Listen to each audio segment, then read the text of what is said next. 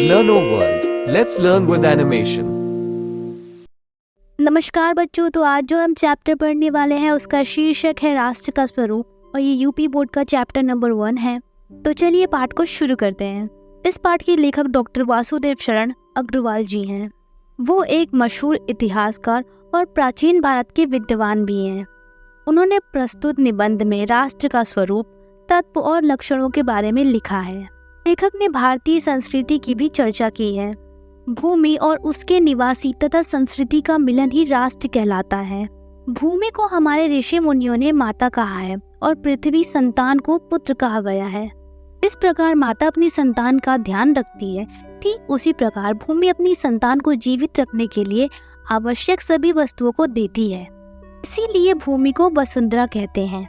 भूमि पर नदी, टीले, पहाड़, तालाब, कुएं, बावड़ियां, झरने, पेड़ पौधे, पशु पक्षी आदि हैं। यह सभी चीजें हमें भूमि के द्वारा मिली हैं। इनसे प्रकृति का संतुलन बना रहता है।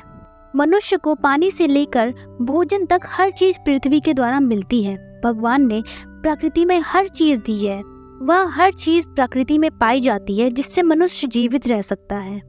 इससे पता चलता है कि ईश्वर का निर्माण कितना अद्भुत है। राष्ट्र का दूसरा अंग है जन, जिन्हें हम लोग भी कहते हैं। जो भूमि पर रहते हैं वो भूमि पुत्र कहलाते हैं। भूमि पर रहने वाले लोगों के लिए भूमि उनकी माता है। संतान की देखभाल करना माता का कर्तव्य है। माता की सेवा करना और उसका हित चाहना पुत्र का कर्तव्य है। इस प्रकार भूमि और उनके लोगों का संबंध अटूट है, जिसे तोड़ा नहीं जा सकता है। जो भी चीजें हमें भूमि के द्वारा मिली हैं, यदि हम उनका ध्यान रखें तो वो भी हमारा ध्यान रखती हैं। अतः पर्यावरण की रक्षा करना हमारा कर्तव्य है। उदाहरण के तौर पर यदि हम भूमि की रक्षा अधिक से अधिक पेड़ लगाकर करते हैं तो बदले में भूमि भी हमें शुद्ध साफ हवा और पर्याप्त मात्रा में भोजन देती है। इससे हम भूमि का और भूमि हमारा संरक्षण करती है। राष्ट्र का तीसरा अंग है संस्कृति। यह बहुत ही मुख्य अंग है। जीवन में जो भी अच्छाई है वही संस्कृति कहलाती है। साहित्य, कलाएं, आचार विचार आदि मिलकर संस्कृति का रूप लेते हैं।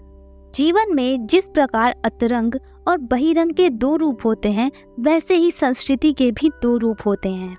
खान पान, घर बार, मंदिर मस्जिद ये संस्कृति के बहिरंग रूप हैं। साहित्य और संगीत का आनंद, ललित कलाओं की मधुर अनुभूति इत्यादि संस्कृति का अंतरंग रूप है। हमारे पूर्वजों ने साहित्य, कला, संगीत, शास्त्र आदि क्षेत्रों में प्रतिभा दिखाई थी। हमें उस परंपरा को निभाए रखना चाहिए। भविष्य के प्रति आशीर्वादी होना चाहिए।